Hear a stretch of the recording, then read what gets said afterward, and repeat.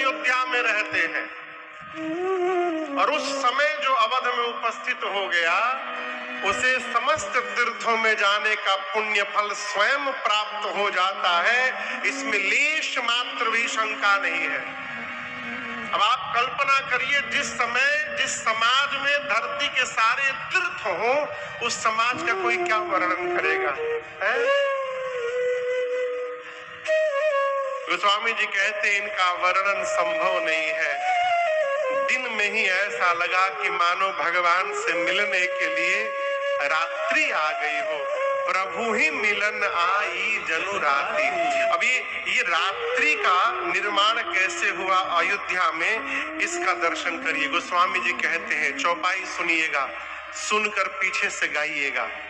बाबा कहते हैं, देखी भानु जनु मन सकुचानी, देखी रात्रि का मन सकुचाया। सत्संग हुआ करते थे तो पूज्य बम बाबा और ये उत्तम जी जो मजीरा बजाते हैं तबला के बगल में, इनके पूज्य बाबूजी पूज्य श्री सियाराम दास जी महाराज और एक टिकवा वाले बाबा, ये तीन महापुरुष हर रविवार को आते थे घर में। हर रविवार को 3-4 घंटे राम कथा होती थी। अब मैं छोटा था, उस कथा में मैं बैठ के ढोलक बजाया करता था। बम बाबा एक चौपाई पर 3 साल बोले। बम बाबा बैठे हैं, ये आरपीएफ में पुलिस में थे, आरपीएफ से रिटायर्ड है, तो इनके बारे में बताऊं। ये बाबूजी वर्दी पहन लेते थे, आरपीएफ वाली वर्दी पहन लेते थे, इधर बंदूक टांग लेते थे और एक हाथ में माला वाली झोली टांग लेते थे। इसे इधर बंदूक इधर माला, टीका लगा रहता था विशाल। कोई चोर और पकड़ते थे ना, और रोने लगता था, छोड़ दीजिए छोड़ दीजिए, तो कहते थे 108 बार राम राम बोलो पहले।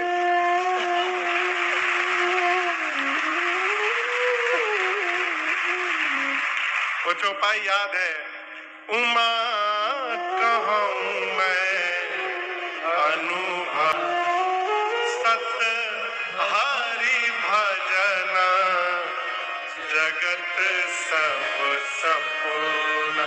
इस एक चौपाई पर बम बाबा 3 साल प्रवचन किए हैं मेरे घर में। 3 साल। जय हो जय हो जय हो जय हो। हम परसों ही आपको याद कर रहे हैं। जय जय। यहाँ शाम के समय तदपि बनी संध्या अनुमानी। अब शाम के समय पक्षी चहचहाते हैं, यहाँ दर्शन करिए।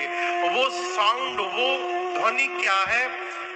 भवन वेद धुनी अति मृदु बानी।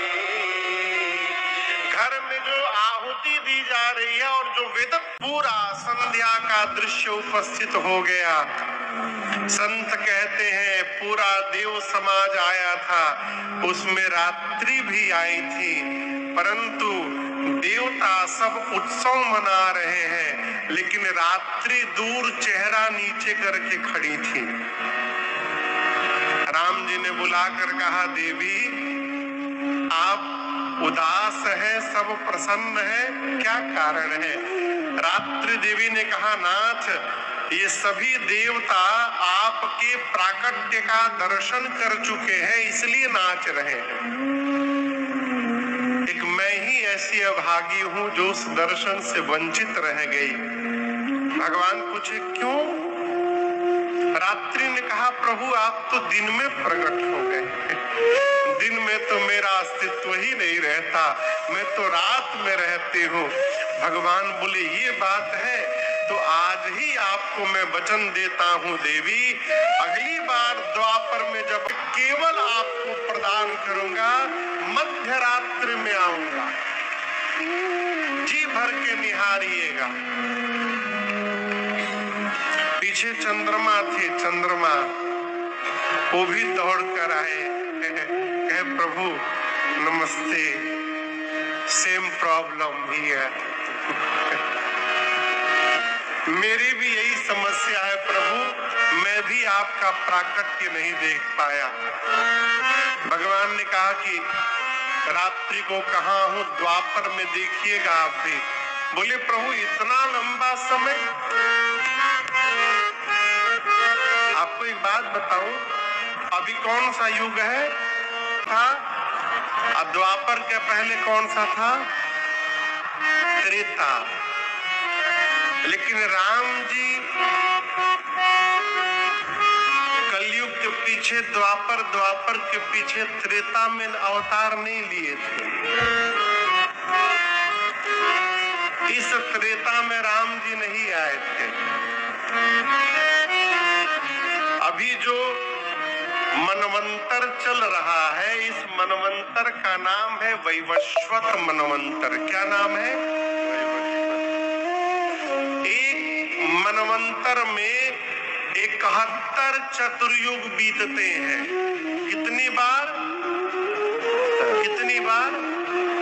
71 बार। 7 1 बीतता है, त्रेता बीतता है, द्वापर बीतता है और कलयुग बीतता है। उसके बाद मनवंतर बदल जाता है, उसके नए मनु बन जाते हैं। अभी जो मनवंतर चल रहा है इसका नाम है वैवस्वत। पंडित जी महाराज घर में जब कोई पूजा में संकल्प करावे तो ध्यान से सुनने का प्रयास करिए। वो कहते हैं वैवस्वत मनवंतरे श्वेत वराह कल्पे। जो कल्प है उसका नाम है श्वेत वराह कल्प। श्वेत वराह कल्प का वैवस्वत मनवंतर चल रहा है और इस मनवंतर का ये 28वां कलयुग है। कौन सा? 28विंशतितमे कहते हैं कलियुगे कलि प्रथम चरणे। 28विंशतितमे, ये 28 के पीछे 28वां द्वापर था। 28वें द्वापर में भगवान कृष्ण अवतार लिए थे। राम जी 24वें चतुर्युग के त्रेता में राम जी अवतार लिए थे। कौन से त्रेता में? 24वें साइकिल के। ये 28वें में कन्हैया आए थे। चंद्रमा बोले प्रभु आप कब अवतार लेंगे, इतना लंबा समय कैसे निकलेगा? भगवान बोले उसी दिन से राम जी ने चंद्रमा के नाम को अपने नाम में जोड़ लिया और भगवान का नाम हो गया राम।